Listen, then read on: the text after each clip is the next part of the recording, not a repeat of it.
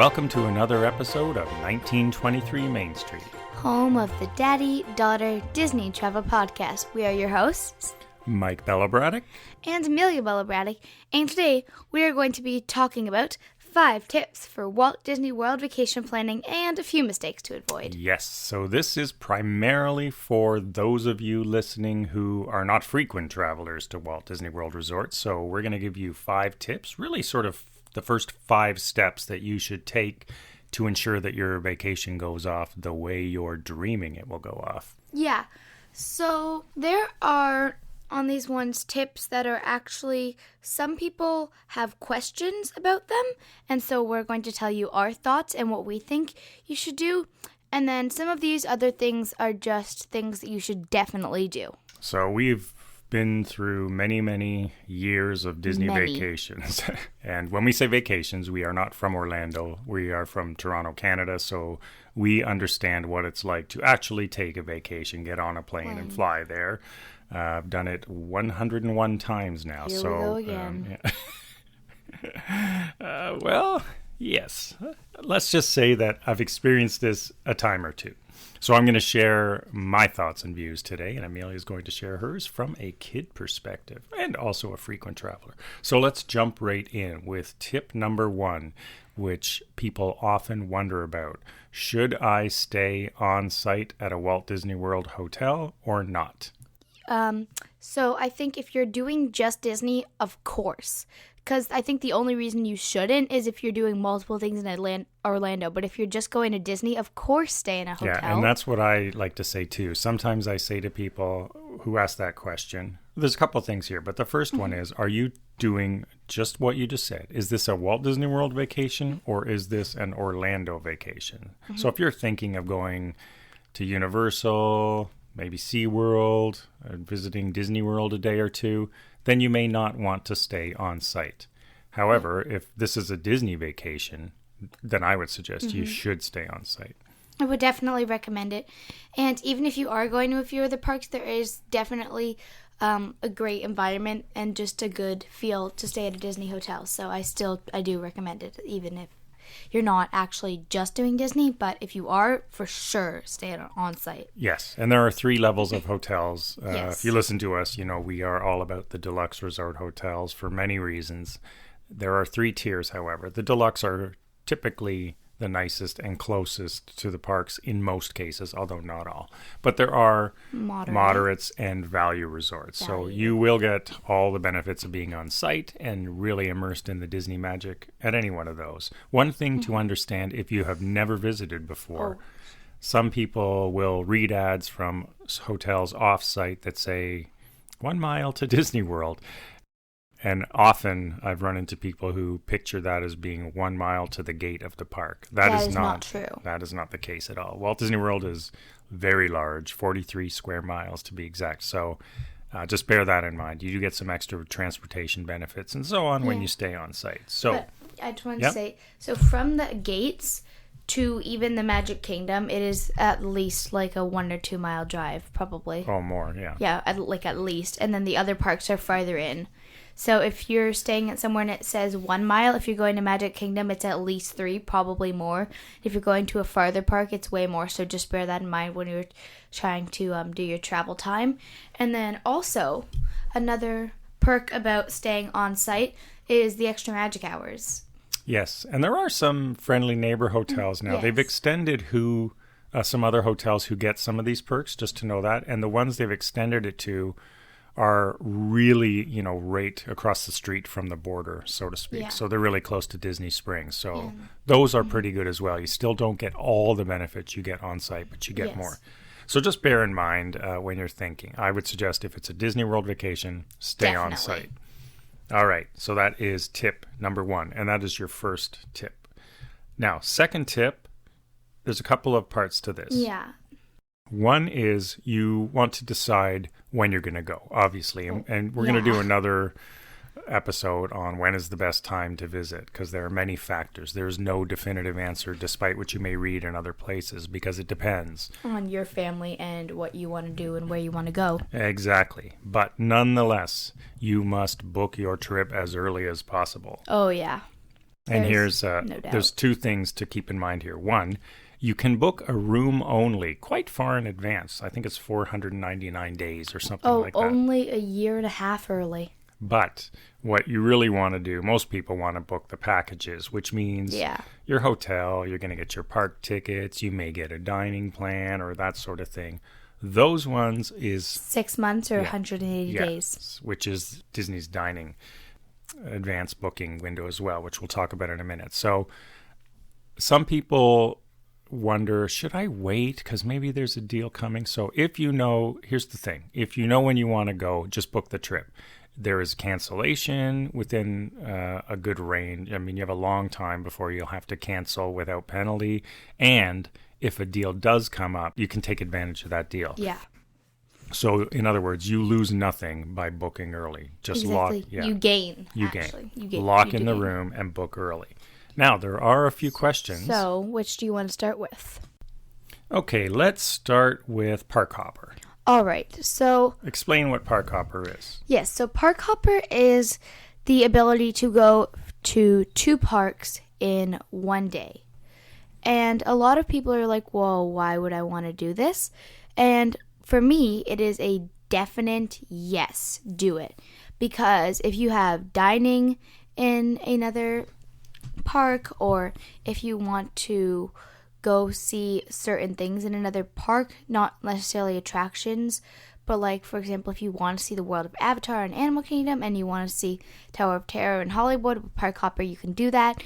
And then also, which we will get to later in this episode, special events or VIP tours. If you want to do one of those, you need Park Hopper as well if it's not in the same park you're going to. Yeah, so let me just explain what it is. So when you book your room as part of a package, you also should book your tickets. Yeah. Because you'll get the best deal. And the longer you stay, the cheaper your daily tickets are. So if you go for one day, it's $100 and something. So it's usually around the 4-day mark where the price that you're paying per day drops considerably. So, you know, a typical 7-day vacation, you get really good deals when you book your tickets with your room. So that's the package, and that's available 180 days out usually.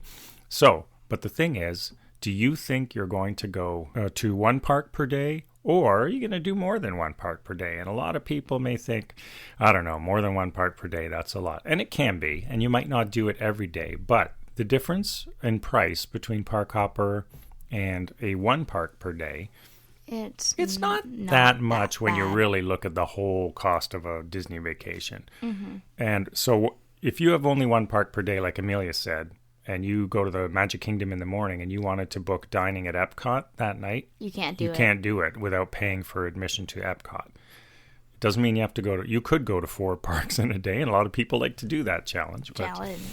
So I personally would recommend the Park Hopper. It just frees you up a lot when you're there. You may be somewhere and go, hey, let's just hop over to Animal Kingdom because I want to grab a snack at whatever is your favorite restaurant there. The barbecue, you know, so Park Hopper opens up a lot. So I'm saying yes. What are you saying? I'm, of course, saying yes. For me, there is no doubt. But again, it comes down to your itinerary. Yeah. But you will have to know that when you go to book your room. Yeah. Another thing you're going to have to book is, or consider booking, I should say, the dining plan. Yes. Do you want to book the Disney dining plan? Now, I have a bias on this. And it's, what do you think it is? You don't want to eat too much. Yeah, we've done the dining plan. We don't do it anymore. Way too much. I personally don't believe in the dining plan. You'll find a lot of people who think it's the greatest thing. I do not. And I'll tell you a couple of reasons why. One, there are many of the top restaurants require 2 meal credits. Yeah. So if you think you're going to book the dining plan, but never do a signature or 2 credit restaurant, it might be okay for you. It really depends also on what you order and what you eat. But if you end up in a situation where you want to do Cinderella's Royal Table or some other signature dining, suddenly you've used 2 of your table credits, and guess what? You're paying cash for meals anyway on top of the dining plan that you've already paid for. However, on the plus side, it is convenient. People like it because you pay once and then You don't have to worry about it. You do have to pay for tips and things like that on top of it. But yeah. So there's pros and cons. You can think of it yourself. And another thing that I just want to jump in here, not that you're paying, which you are, if you want to use any 2-credit restaurant, which most of the good ones are. And the other thing is, if you have so many leftover snack credits, you're just probably going to buy snacks and, might not recommend that too much.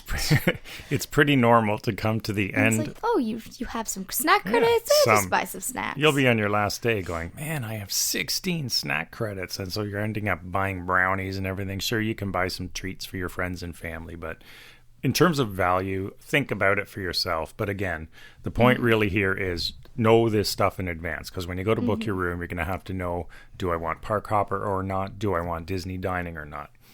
And then another thing, the last one in this category, booking as early as possible. There's one more thing to consider. And that would be special events and VIP tours. Yes. You don't necessarily have to do these as part of your package, but the earlier, the better. So these are things like Mickey's Very Merry Christmas Party, Not So Scary Halloween Party, Villains After Dark, Villains After Hours, H2O Glow Nights, which is amazing. It's very fun. If you're waffling about whether to go to Typhoon Lagoon, H2O Glow Nights, do it. Recommended. It's awesome. So all those things, the earlier you can book them, the better. Yeah. And so I do recommend, if you have like little kids, I don't know if I'd recommend a VIP tour because it is a lot of walking. Oh, you mean a true VIP tour? Like a true one. Yeah, that's a whole other show as well. Yeah. But that does book up in advance. Yeah, but if you do want to do it, definitely book it up in advance because they do book up.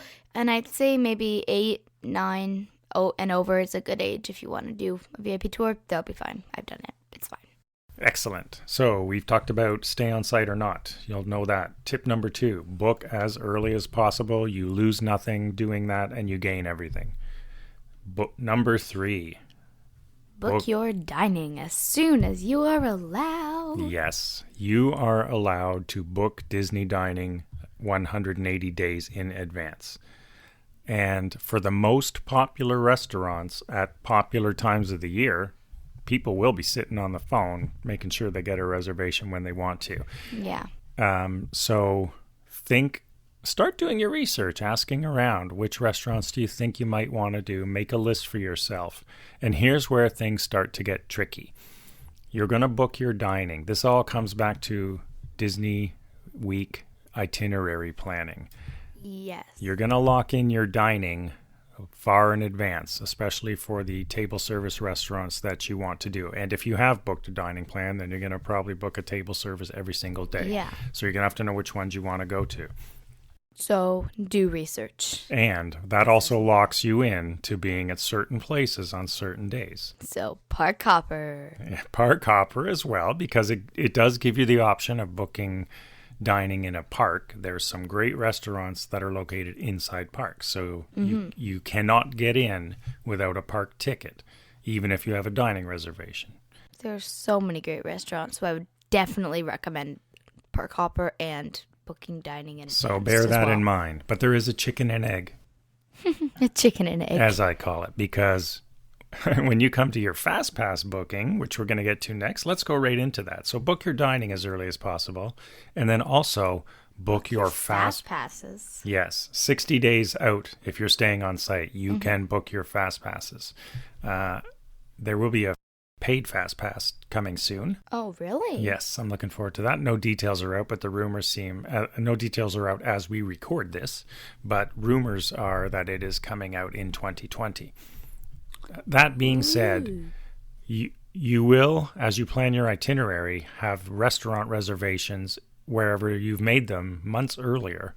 So now you have to bear that in mind when you're booking your Fast Passes. So it could be that you want a Fast Pass for Smuggler's Run, a hot Fast Pass. Oh, but oh no, you have a dining reservation in Epcot that night.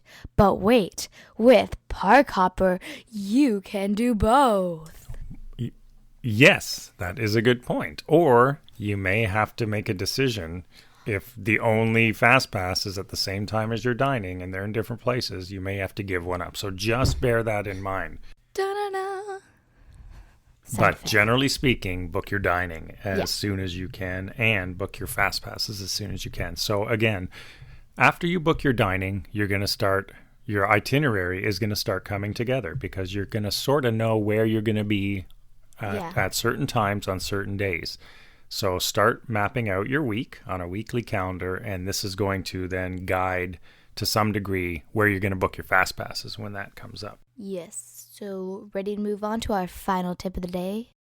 Our final tip, tip number 5. This is a little bit different than the planning, but this is a tip. I'll let Amelia do it. There. But I'm going to say this first. This is one tip that has been fail-safe for, how many years have I gone there now? 47, 48 years. From day one to today, this is probably the tip that has never changed. Tick-tock. Okay. Can we move on? Great. So, get to the park 30 minutes before it opens. And here's why we say that. This comes to itinerary planning. I know you're on a vacation and you might not want to get up early and all that sort of things, but it is a Disney vacation and you want to see the park. So if you get to any park before it opens, 15 to 30 minutes before the park opens, you will be the first in the park. And don't worry if you see a huge crowd at the gate. As soon as those gates open and people start going through, the park's huge. The parks are huge and they spread out really quickly. Yes, some people may bolt to certain rides, but here's the main point. If you get to the park when it opens, you can do more generally in the first 2 hours of any park opening than anyone who arrives after noon can do the entire rest of the day. Yes, and this is also, I just want to say really quickly, if you do stay on site, then extra magic hours as well, and that's really good. Yes, that gives you the extra hour before park opening or sometimes hours after park's closing. Yeah. So the morning ones, that's a good thing to be aware of. Be sure you know if there's extra magic hours at a park. You don't want to say, oh, Epcot opens at 9 today. But wait, there were extra magic hours at 8 and you get there at 9 and it's already lineups. So just be aware of that and take advantage of that. Exactly, because we went to extra magic hours and I heard a guy go, oh, the park just opened. We're the first in. And then he went to go see a line and he's like, how'd it get so long? So Meanwhile, don't fall into that trap. That was the day we'd already done Everest 3 times. Yeah. Which is my limit, by the way. I was turning green now. I think I'm getting too old. Yeah, I think 3 times is enough for anybody. I mean, especially you. Probably 2 from now on. So definitely do yourself a favor and get to the parks early. And this ties into our personal Fast Pass strategy. Yeah. We like to get to the parks early, do a few things, and then we'll book our Fast Passes. There's either one or 2 things. We'll either book them for towards the end of our stay. So we like to be out of the parks by 1 or 2. Yeah, and then that's when it starts to get real crowded. Yeah, and then you have the whole day to chill by the pool or go to Disney Springs or go horseback riding or archery or anything else. Or dining later. Yeah, or we'll either use our fast passes at the end of that sort of midday time, or we'll park hop and put our fast passes for that day at another park entirely at night. So we'll do 2 parks. So you get on all the rides in the morning without fast passes. You should easily be able to get on 2, 3, or 5, depending on the park and time of year, without a fast pass and waits less than 30 minutes if you get there right away. And it depends on which rides as well. Yeah, there's a lot of dependencies, but generally speaking, you're always going to do better getting there for opening than anybody who gets there later. And I just want to say before we move on, you have to decide if you're getting there early, which is your top priority. Because if you're running to Smuggler's Run and you expect, I'm going to go there and Rockin's going to be really short, it will be, but it will be longer than if you had gone there first. So take your top priorities because that's the one that you want to get to with the shortest line. Exactly. So those are our 5 tips. 1, stay on site. 2, book your room as early as possible. 3, book your dining as early as possible. 4, book your fast passes as soon as you are allowed. People literally wait, get up early and book fast passes. It's true. It's happened. On their day. So make sure you know when your 60 days is. Yep. And number 5, get to the parks 30 minutes early. And what's the common theme here in our tips? I don't know. What is the common theme? Early. Right. Well, you know what? You'll really enjoy and there's so many parts to this. I've heard travel agents say literally, if I could schedule when my clients tie their shoes, I would do that. Don't. And I think that is the 100% wrong approach to Disney World vacation planning. And when I was a travel agent for a few years doing Disney vacations for people, I would always do just what we said. Book the morning, book their fast passes, and give them basically from early afternoon till dinner time off, free time. Guess what? Kids love the pools. Kids love to do other things and hanging out at the hotels. And that is your relaxing time for mom and dad. You have some drinks by the pool, whatever you want to do. Yeah, and I've tried the scheduling everything. It's horrible. I was so stressed that I was going to miss this, miss that, didn't do this at the right time. I tried to schedule everything. Big fail. Yeah, it is an epic fail. And there are some. So if you're going to use a travel agent, test them out and see what their strategy is, because without fail, my clients would come back and say, you were so right.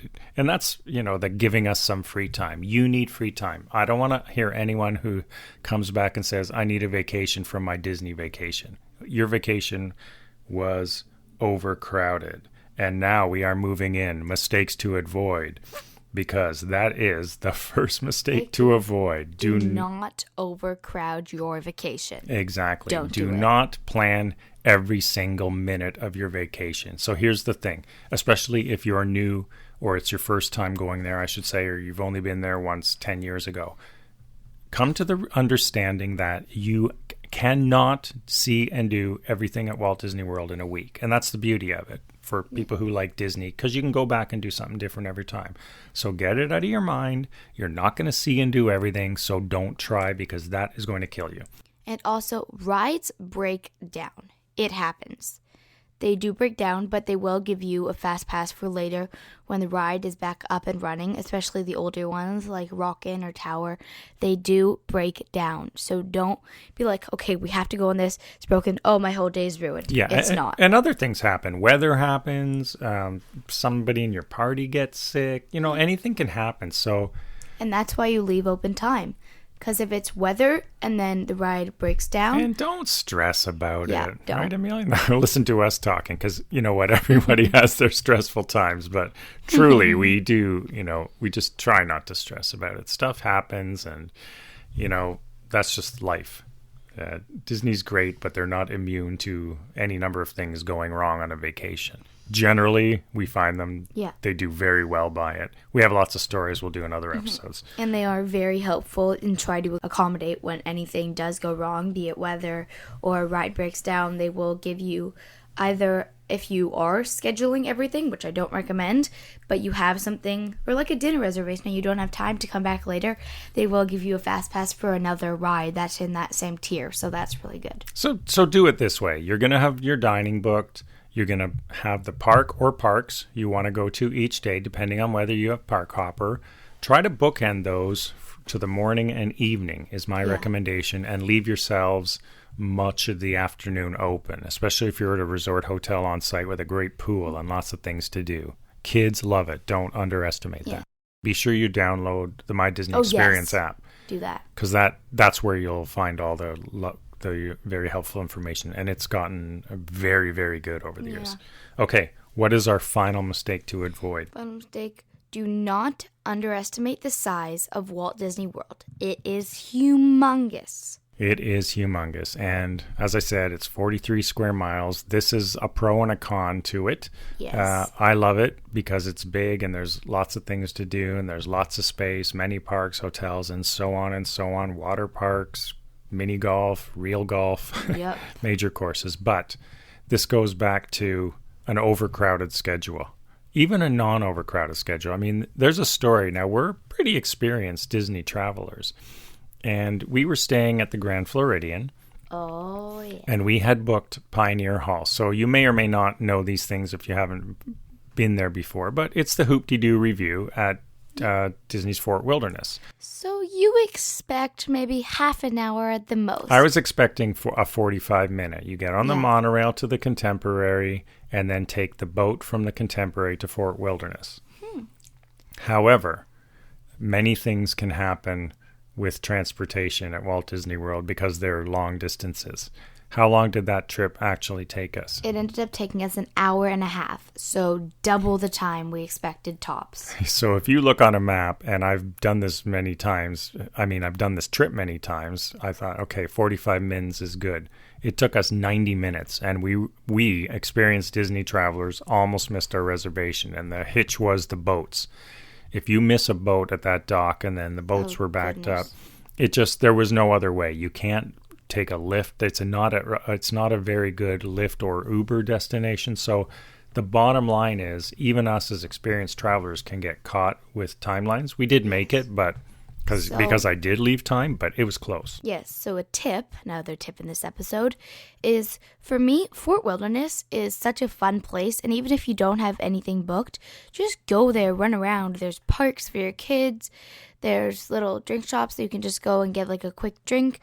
Just sit. So I would recommend going early, and then if you do plan to go early and then the boat hitches, you'll still make your reservation. Yeah, that's a very good tip. There's a lot to do there, and I hope my concern about Fort Wilderness is once Reflections opens, right there, it's going to change the whole Fort Wilderness vibe, which right now is very laid back and not super crowded. And anyway, so do it now. If you have a trip in the next 2 years, definitely consider doing that.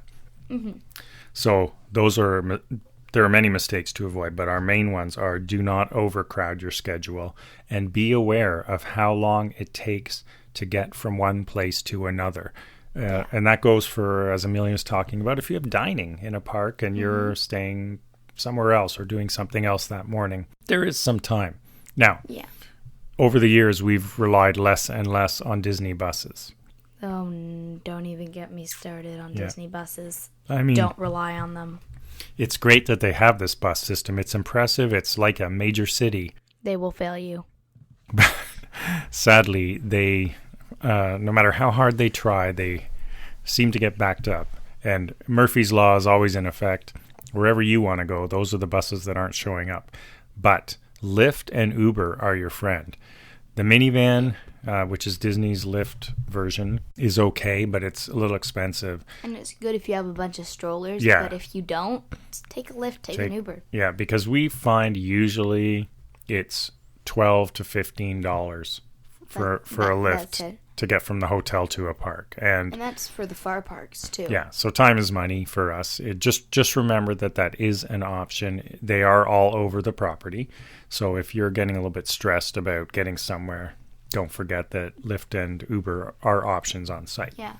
And they're, as you just said, all over the property, so you won't be waiting 15 minutes before your 10-minute drive gets there. It'll be there within 5 at max, I would say. Yeah, definitely. So, I think that wraps it up. That's it. We hope that you've enjoyed. To summarize our 5 tips: 1, stay on site. 2, book as early as possible hotels, dining, and fast passes. And 5, since you did 2, 3, and 4, well, do yourself a favor, get to the parks early, and it will pay off for the rest of your day and your general peace of mind. And mistakes to avoid: have a plan. Don't overcrowd your schedule. And don't underestimate the size of Walt Disney World. So there you have it, folks. That is our 5 tips episode. We'll do lots more on planning strategies that we've learned over the years, what's worked for us, what doesn't work for us. But these are 5 good, solid tips to help guide your planning. So again, thank you for joining us. We really appreciate everyone listening. We hope you enjoyed this episode and found it helpful if you're planning a vacation. Be sure to find us on social media, on Twitter and Instagram. And check out these blog posts at MikeBellabraddock.com. And at 1923mainstreet.com if you want to contact us with some podcast ideas, comments, so on and so forth. We are there, and we love hearing from you, and we thank you for listening. So have a great day, everyone, and thanks for visiting us at 1923 Main Street. Bye-bye.